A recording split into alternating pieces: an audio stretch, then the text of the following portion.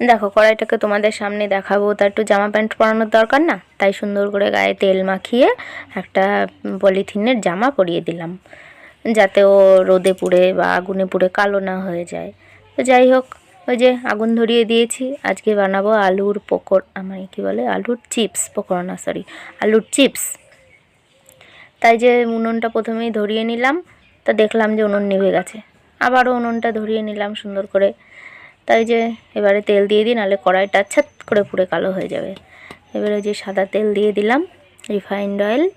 এইবারে হচ্ছে আলুর চিপস দেওয়ার পালা। আলুটা সুন্দর করে একদম পাতলা করে কেটে লবণ জলে আমি ভিজিয়ে রেখে দিয়েছিলাম অনেকক্ষণ আগে।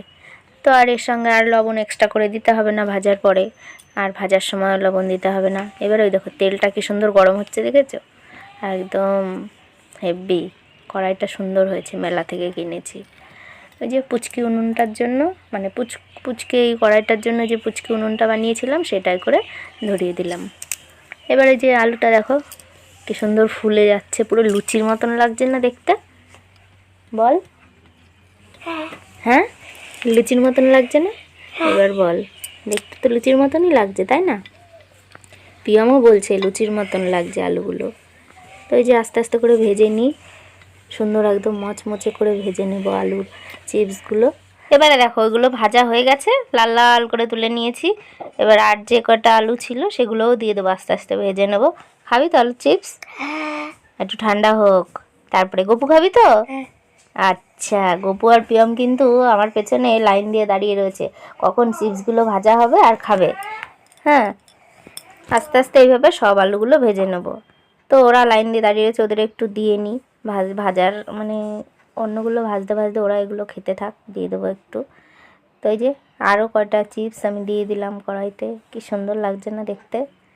ও, ছোটোবেলার স্মৃতি মনে পড়ে যায়। তোরা তো এগুলো দিয়ে কখনো খেলিস না, মানে তোদের বয়সে আমরা এগুলো দিয়েই খেলা করতাম, এগুলোই আমাদের খেলার জিনিস ছিল। তো দেখো এক গামলা চিপস কিন্তু শেষ। এবারে আর কটা আছে, এই কটাও একটু ভেজে নিই। ওদের খেয়ে হয়নি, সব এসে বন্ধুদের নিয়ে দাঁড়িয়ে রয়েছে আমার আশপাশ দিয়ে সবাই। শাশুড়িরাও আছে 2-3 জন, ওনারাও বসে আছেন, কখন চিপস ভাজা হবে তারপরে খাবে। তো আস্তে আস্তে ভেজে নিই। কড়াইটা তো অনেক বড়, উনুনটাও অনেক বড়, তারপরে আবার নিভে যায়। মিনি কিচেনে রান্না করা অনেক কষ্ট, বারবার করে উনুনটাকে ধরাতে হয়। তো যে আবার উনুন নিভে গেছিলো, আবার একটু ধরালাম। এইভাবে করে চিপসগুলো আমি ভেজে নেবো সব। ঠিক আছে, আমরা তাহলে আজকে চিপস আর সন্ধ্যাবেলায় চা খাই। টাটা। যারা যারা খাবে চলে এসো তাড়াতাড়ি করে।